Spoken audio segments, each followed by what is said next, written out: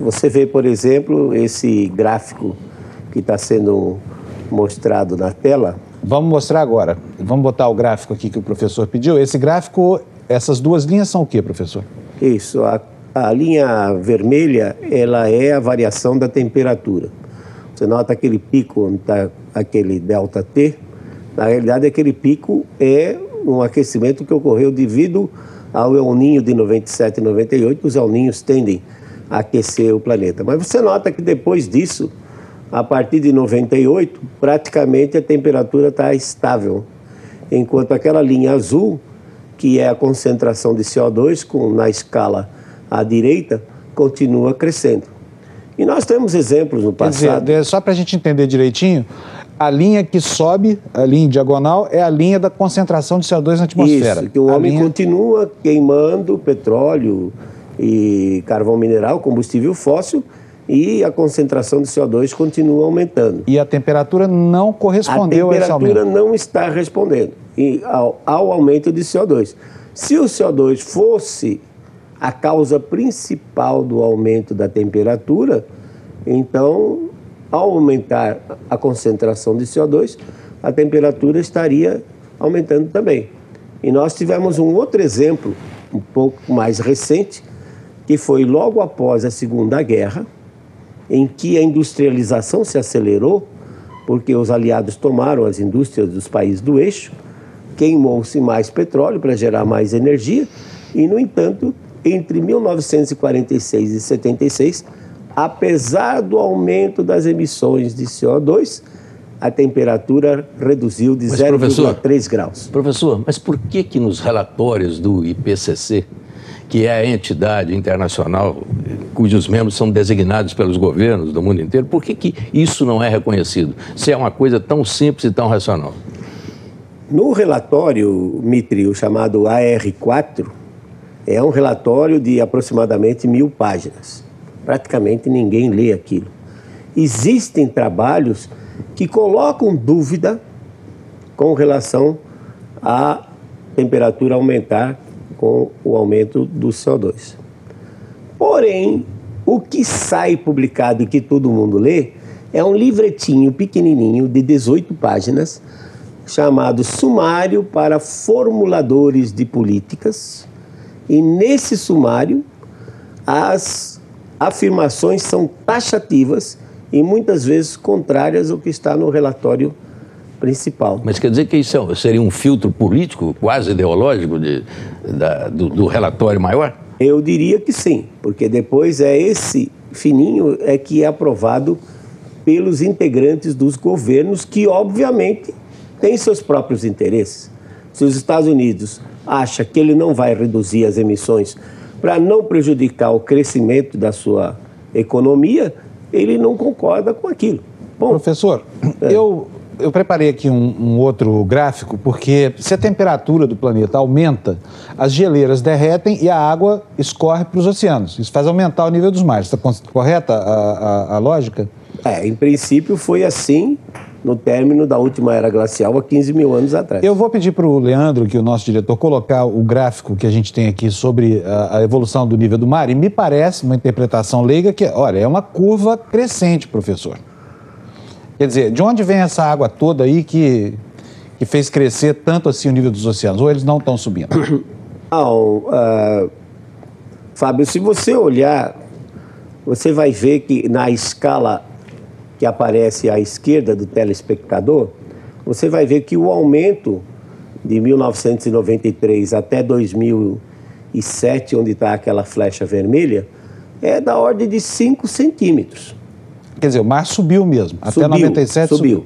Bom, o que não contam para as pessoas é que existe um ciclo lunar de 18,6 anos, em que, quando a Lua está no máximo desse ciclo com relação à Terra, ela puxa gravitacionalmente a superfície do mar, e a superfície do mar pode subir de até 12 centímetros, de acordo com os marégrafos que foram analisados. E posteriormente volta? Depois volta novamente, porque como ela atua praticamente de 30 graus norte de latitude até 30 graus sul, Isso corresponde à metade da superfície da Terra. Então são ciclos em que as variações elas vão e voltam para a posição anterior. Exatamente. Esses ciclos se repetem a cada 18,6 anos, Dmitry, mas é um tempo razoavelmente longo para as pessoas perderem a memória do acontecimento.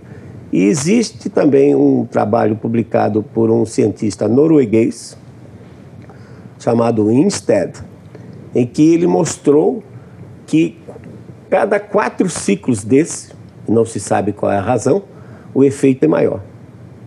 E coincidiu de que o maior degelo que tinha ocorrido no Ártico tinha sido final da década de 30, início da década de 40. Se você somar 4 vezes 18,6 dá 74 anos. Se você somar os 74 anos aos 1940, você chega exatamente no atual.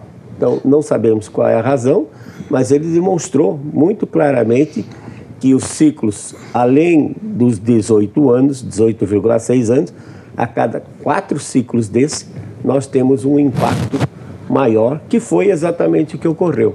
Portanto, telespectador, degelo no Ártico, variação do nível do mar, já ocorreu antes, 1930, 1940.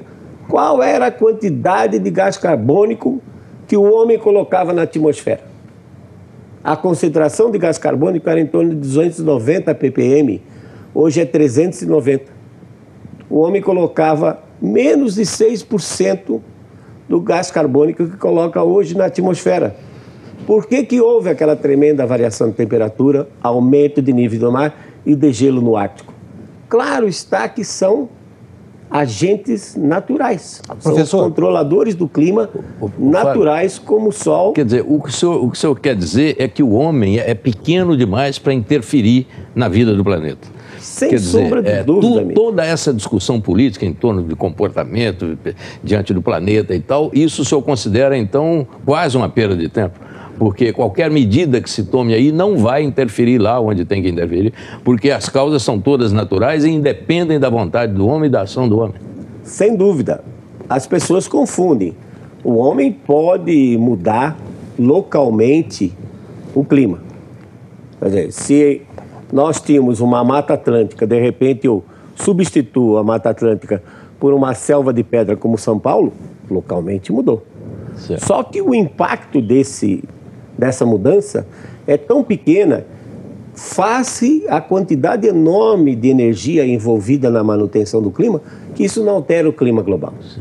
Então o homem não tem condições de mudar o clima local. Contra essa posição estão quase todos os cientistas do mundo, o senhor sabe disso. Não, isso é uma grande mentira, uma grande mentira. Só porque o IPCC disse que tinha 2.500 cientistas, mas na hora... Estou lembrando disso. Exato. Mas na hora que você vai analisar os nomes, realmente os caras que entendem de clima são apenas uma meia dúzia que está fechado com a causa. Professor, eu vou pedir de novo aqui aquele último gráfico que a gente mostrou, porque eu observei ali um detalhe que eu acho interessante. Podemos ver o mapa, aí ele está. Essas curvas coloridas são observações feitas por vários satélites diferentes, não é isso? Cada cor dessas ali é a observação de um satélite. Ali chega numa determinada altura, depois da seta vermelha, que essas curvas fazem uma inflexão, quer dizer, ela ia subindo, estabiliza e começa a baixar. Significa que os oceanos começaram a voltar para o nível anterior? Muito bem observado, Fábio. Eu coloquei a seta e esqueci de comentar isso aí. O telespectador pode ver claramente que, como o máximo lunar ocorreu em 2006, 2007, o máximo de elevação do oceano parece ter chegado, a elevação do oceano parece ter chegado ao seu máximo, de tal forma que, a partir de 2007, você vê uma estabilização e alguns satélites mostram até um decréscimo. Quer dizer, está voltando à posição anterior. Claro, porque agora a Lua está indo para um mínimo que vai ocorrer possivelmente lá pelo ano 2015. Aí o nível do mar vai baixar. Mas não se preocupe, porque lá pelo ano 2024 vai subir de novo. Certo. São efeitos ciclos naturais. Certo. Agora, com relação à medição da temperatura, quer dizer, o senhor diz que o homem interfere localmente na temperatura. Exatamente. E onde é que é tirada a temperatura? Nesses locais onde o homem interfere ou isso está disseminado pelo planeta? Essa é uma boa pergunta, Mitri, porque, primeiro, não se poderia nem usar o conceito de temperatura global, porque os hemisférios são diferentes. O hemisfério norte tem 40% de continentes e 60% de oceanos, enquanto o hemisfério sul tem 19% de continentes e 81% de oceanos. Os oceanos são muito mais estáveis. Os oceanos filtram essas flutuações. Então, se você olhar, qual a temperatura média do hemisfério norte? É maior do que a temperatura média do hemisfério sul. Já começa daí. Como é que você faz uma temperatura média global? Isso porque a Terra aquece mais o ar do que a água do mar, é isso? Isso, os continentes. Os continentes, eles respondem mais rapidamente à radiação solar, ao aquecimento solar, enquanto que no oceano a radiação solar penetra, aquece um volume de água enorme, as correntes marinhas redistribuem esse calor, quer dizer, o calor que é absorvido aqui na região tropical, eventualmente vai ser transportado para o Polo Sul ou para o Polo Norte. Então, eles usam, você vê, 150 anos de aquecimento. Para ter séries longas, esses termômetros deviam estar instalados em cidades. Né? O que era, por exemplo, Viena, em 1710, quando começaram a medir temperatura. Ou Berlim, em 1740, quando começaram a medir temperatura. Então, a gente sabe que uma cidade como São Paulo, por exemplo, ela apresenta temperaturas 4, 5 graus superiores às redondezas que está vegetado.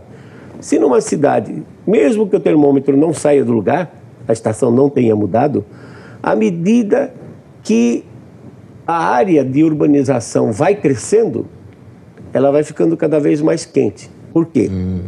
Porque numa região com vegetação, chove, a radiação do sol, o calor do sol é usado para evaporar água e refrigera a superfície. Semelhante ao que ocorre com a gente. Quer dizer, se eu faço um esforço, a minha temperatura vai aumentar, as glândulas sudoríparas produzem o suor ao evaporar, refrigera a pele.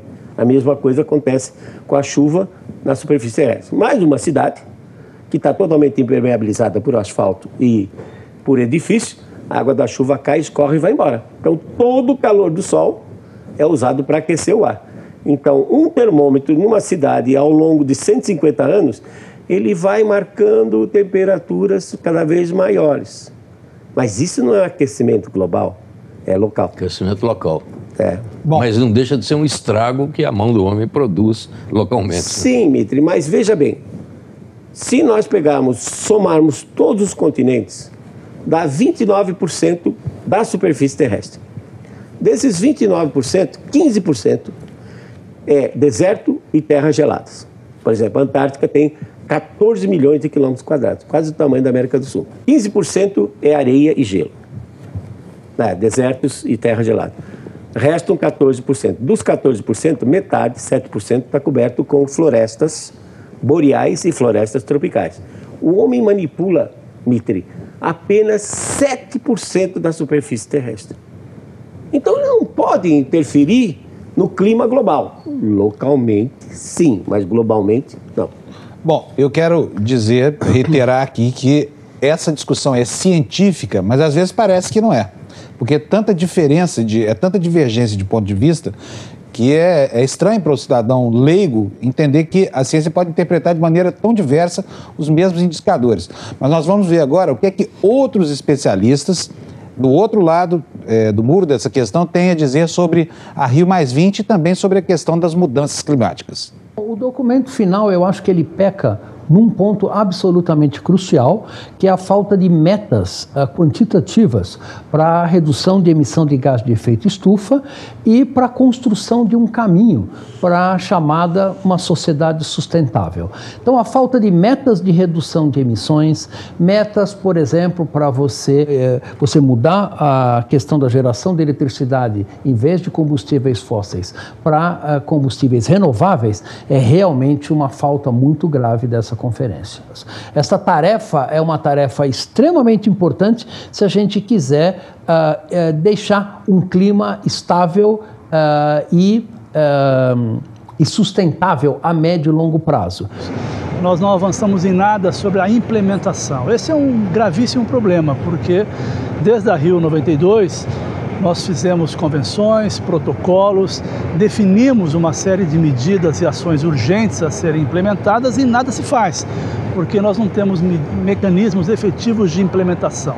Não há nada que resolva esses problemas. E o documento da Rio+20 é um documento frágil, fraco, onde dele foram tirados todos os conflitos que haviam entre os países e, portanto, ele foi nivelado por baixo e não trazendo solução para esses problemas que eu apontei.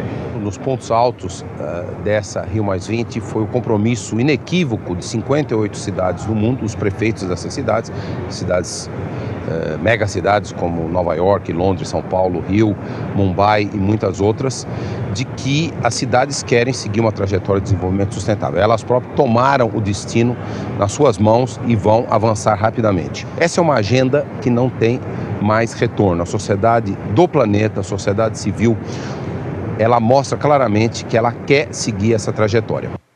Bom, professor, a gente viu aí discussão, são pessoas muito bem intencionadas, só que elas divergem do que o senhor prega. Todo mundo tem uma receita para salvar o planeta, mas parece que a questão central aí, que é o CO2, ficou mesmo para um segundo plano nessa cúpula. Ficou ou não ficou? Sem dúvida. Você vê que ninguém comentou sobre redução das emissões. O professor Paulo Artacho falou sobre isso, né? Lamentou, inclusive, não ter havido a fixação das metas. E na minha opinião, o CO2, as emissões de CO2 ficaram em segundo plano porque já estão percebendo de que ele não controla o clima global. Nós vimos aquele gráfico, nesses últimos 10, 15 anos, o CO2 continua aumentando a sua concentração e a temperatura não está respondendo. E nós sabemos que, em prazos mais longos, o que ocorre é exatamente o contrário. É a temperatura que aumenta primeiro e depois o CO2 segue. E o telespectador vê esse fenômeno acontecer o tempo todo. Se ele pega um copo de refrigerante gelado, ele vê aquele monte de bolinhas saindo. Se ele não bebe o refrigerante ou a cerveja, eu prefiro cerveja particularmente, mas se ele não bebe a cerveja e ela fica ali, aquece, de repente ele olha e não vê mais as bolinhas. O que foi que aconteceu? O líquido, ao aquecer, expulsa o gás que estava dissolvido nele. É um fenômeno do dia a dia. Agora imagina você transportar esse fenômeno do copo de refrigerante para 71% de oceanos que cobrem esse planeta. Quando os oceanos aquecem, como foi nesse período de 76 a 98, pela frequência maior de El Niños que ocorreram, ele expulsa mais CO2. Exatamente. Agora, professor, o senhor observou aí que o CO2 já não está sendo citado como antes. Quer dizer, ele continua sendo um vilão para a maioria dessas opiniões, da qual falávamos aqui, mas já não é citado tanto. O senhor vai para o outro lado. O senhor acha que não é que o CO2 não seja vilão, o senhor acha que ele é um herói. Exatamente. Então eu queria que o senhor explicasse isso. Com toda satisfação, Mitre. Há 120 milhões de anos atrás, no Jurássico Superior, a concentração de CO2, isso na rocha, os geólogos mostram isso, era 8 a 10 vezes superior à que nós temos hoje. O que aconteceu? A produção vegetal era tão grande que as lagartixas viraram dinossauro de tanto que elas tinham que comer. Tá? Hoje, a vegetação atual não conseguiria manter aqueles animais enormes como os dinossauros. Inúmeros ensaios agronômicos foram feitos mostrando que quando você dobra a quantidade de CO2, se hoje está em 390, fosse para 800, a produtividade vegetal dos cereais, soja, milho, trigo, aumenta de 30% a 50%. Até um ensaio feito aqui sobre cana-de-açúcar, em São Paulo, mostrou um aumento de 40% de produtividade. Então, telespectador, o CO2 não é um gás tóxico, não é um vilão, não controla o clima global. O CO2 é o gás da vida. Se acabássemos com o CO2 na superfície da Terra, não teríamos mais plantas.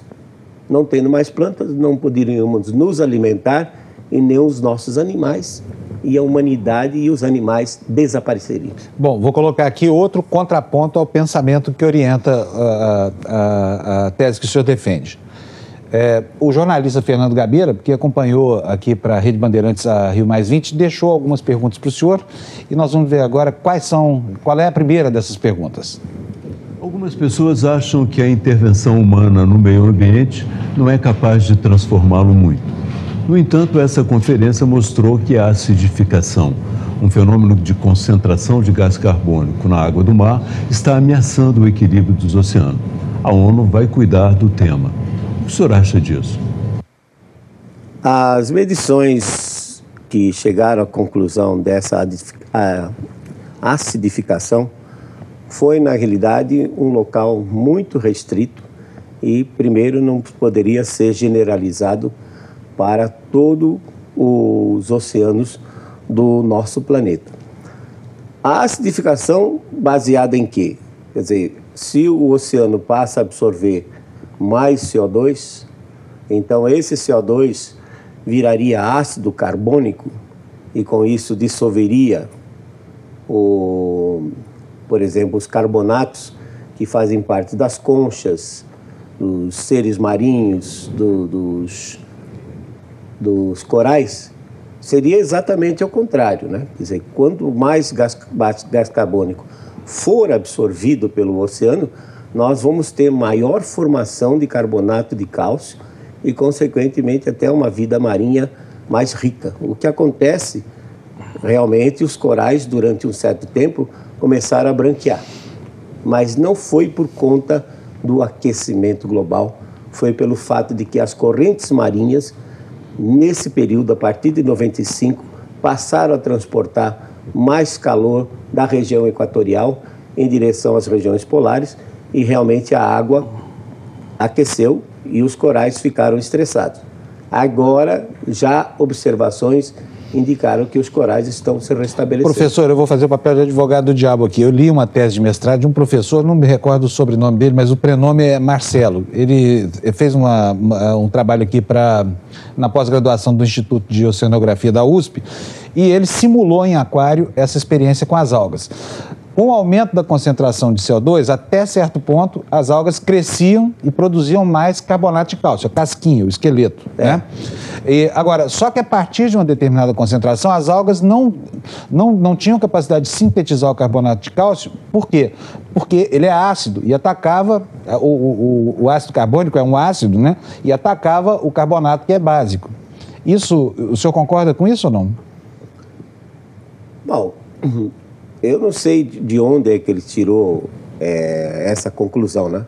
O que eu posso dizer, Fábio, é que, na realidade, se você olhar ao longo da história, nós já passamos por situações de aquecimento muito maiores do que essa. Não precisa ir muito tempo atrás de procurar interglaciais. Você pode pegar temperaturas, por exemplo, de 6, 7 mil anos atrás, ou mesmo o aquecimento da Idade Média, entre 800 e 1200 depois de Cristo, e não há registro nenhum que esses animais marinhos e flora marinha tenha desaparecido. Então, mas nesse período da Idade Média, a temperatura subiu, foram superiores e esteve acima do que está hoje? Do que está hoje. Foram superiores. Possivelmente em torno de 1,5 grau a 2 graus.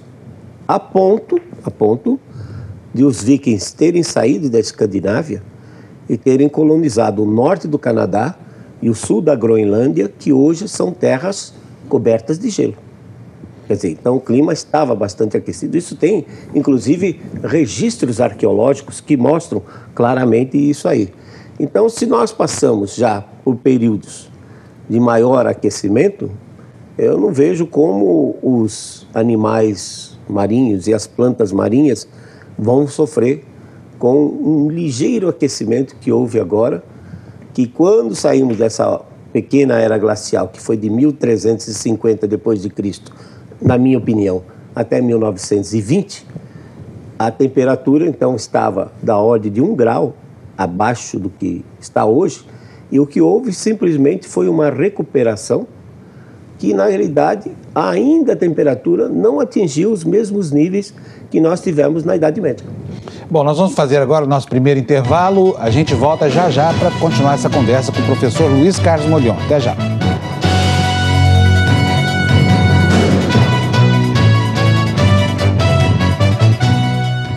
Nós vamos, antes de começar, de retomar a nossa entrevista aqui no estúdio, ver a segunda pergunta que foi deixada pelo jornalista Fernando Gabeira. Parte da humanidade, governos e empresas atuam como se estivéssemos sob a influência do aquecimento global.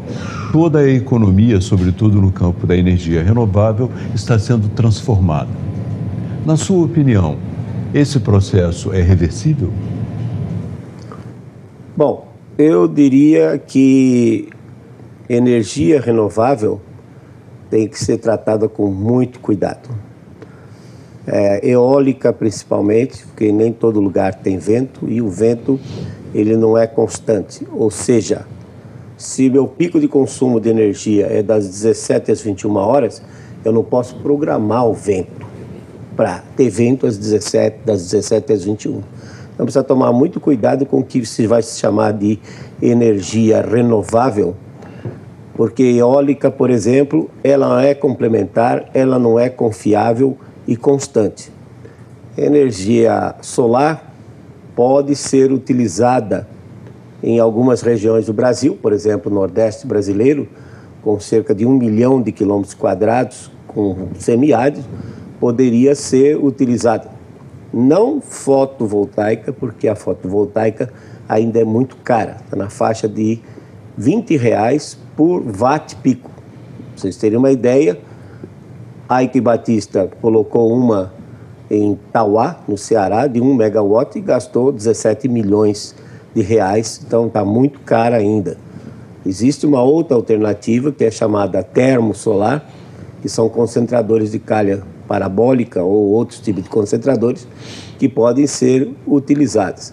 Agora, como é que respondem os países de primeiro mundo? Os mesmos que estão pregando a redução. Primeiro, o protocolo de Kyoto, que termina este ano, dizia que ia reduzir 5,2%, e ao contrário do que aconteceu, no ano passado a Europa emitiu 3,2% a mais do que no ano 2010. Tá?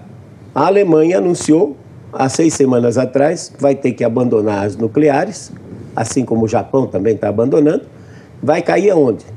Na eólica? Não. A Alemanha disse que vai fazer 29 usinas, sendo 17 a gás e 12 a carvão. Quer dizer, vão continuar emitindo. Então parece que muitas pessoas que defendem a redução das emissões, na prática não vão abrir mão do seu aquecimento e vão continuar com energia firme e confiável. Lamentavelmente, para o resto do mundo que não tem o potencial hídrico que o Brasil tem, que infelizmente nós só utilizamos 30% do nosso potencial hídrico para gerar energia elétrica, os outros países que não têm vão ter que continuar utilizando essa mesma matriz energética atual. 80% da matriz energética global é gerada com combustíveis fósseis. E se os países querem crescer, eles têm que gerar mais energia elétrica e têm que emitir mais. Professor, falando no potencial nosso, a respeito do combustível não fóssil, o combustível, o biocombustível, nós temos aí florestas imensas, intermináveis, a perder de vista daquela palmeira maravilhosa, o buriti. Ah, é? Aquilo produz um óleo maravilhoso, Exatamente. altamente ecológico, que poderia ser uma solução maravilhosa, espetacular para essa questão da energia, do combustível. Por que Renovável. Renovável. Por que o Brasil não faz isso? Se pode. Porque só tem a ganhar com isso. É bem lembrado, Mitri. Realmente é estranho, não é?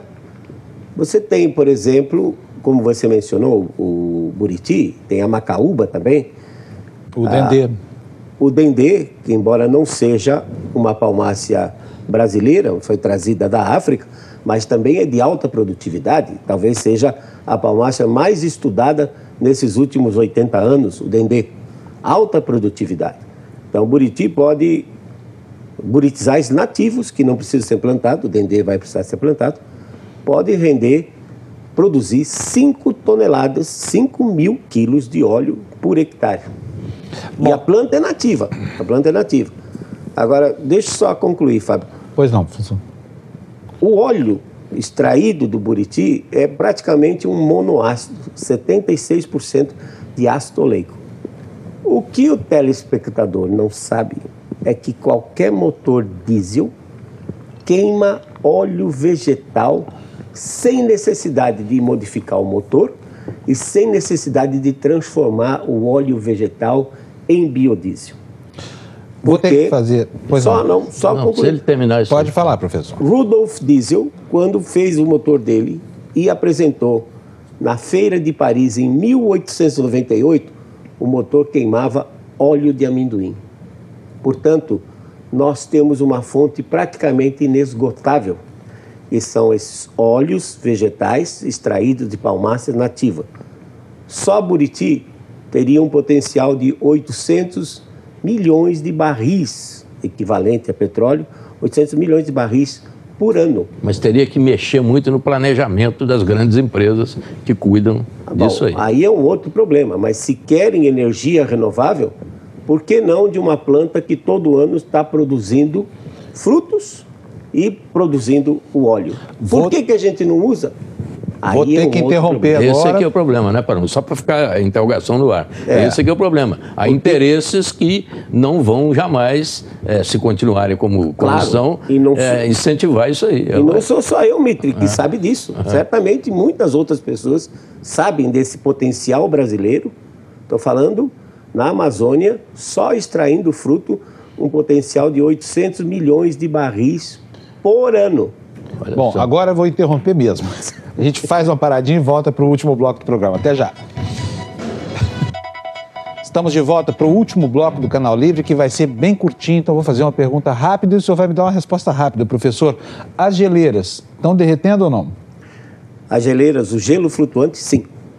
Porque a água quente transportada da região equatorial para os polos derrete o gelo flutuante. Mas lembrar que gelo flutuante não aumenta o nível do mar. E a Groenlândia, que é o problema 1? A Groenlândia, o gelo continua lá. Tanto assim que fizeram pesquisas retirando cilindros de gelo e o gelo está lá desde a última era glacial. Professor, para entender o clima, é preciso estudar a composição desses gelos dos polos? Não, eles auxiliam, né? Eles são testemunhos do que aconteceu tempos atrás. Mas o que eles revelam? O que eles podem revelar? Eles estão revelando, por exemplo, os cilindros de gelo da Antártica revelam que os últimos interglaciais, que são esses períodos quentes, o de 130 mil anos atrás, o de 240 mil, 340 mil anos atrás, estiveram com temperaturas 6 a 10 graus mais elevado do que o interglacial que nós estamos vivendo agora. Portanto, eles revelam que as temperaturas estavam mais altas, com menos CO2. E o senhor afirma que nós estamos entrando numa nova era glacial? Sim, porque a última era glacial ela terminou há 15 mil anos atrás, e como os interglaciais duram da ordem de 10 a 12 mil anos, então provavelmente nós já estamos há uns 3 mil anos já dentro dessa nova era glacial, que vai atingir seu pico, o telespectador não precisa perder o sono, daqui a 80 mil, 100 mil anos, então a temperatura vai estar talvez 8 a 10 graus abaixo do que está hoje. Não perca seu sono. O clima é variável por natureza. Olha, só para terminar rapidinho, professor, temos uma foto aqui que o senhor trouxe, eu queria que o senhor nos explicasse que foto é essa, para que ela serve, mas bem rapidinho, professor. Essa foto foi tirada de uma marca que o explorador, o Sir Clark, que foi explorador da Antártica e da Austrália, mandou um marinheiro gravar em 1841. O telespectador dá para ver aquela marquinha na forma de um V. No centro do círculo. No centro do círculo. Olha onde está o nível do mar. Nessa região, a foto é de 2004, e nessa região eu tive o cuidado de checar qual era a fase da Lua, e nessa região a maré flutua 80 centímetros. Quer dizer, o mar não subiu. Portanto, desde 1841, 170 anos são passados e não há evidência de aumento do nível do mar. Professor, o senhor então tem agora alguns segundos para a sua despedida. O que eu queria lembrar ao telespectador é que o fato do homem não interferir no clima global não quer dizer que a gente não tenha que conservar o ambiente. São coisas totalmente diferentes. Não pode confundir conservação ambiental com mudança climática. Independentemente se o clima aqueça ou esfria, a conservação ambiental é de extrema importância para a sobrevivência do homem na Terra. E lembrar também que o maior inimigo do meio ambiente é a miséria humana. Enquanto nós não resolvermos isso, o ambiente vai estar sempre sob ataque. Muito obrigado. O Canal Livre de hoje fica por aqui. A gente agradece muitíssimo a presença do professor Luiz Carlos Molion no programa. A você que nos assistiu também, muito obrigado pela sua audiência. Uma ótima semana e a gente se vê domingo que vem. Até lá, boa noite para você.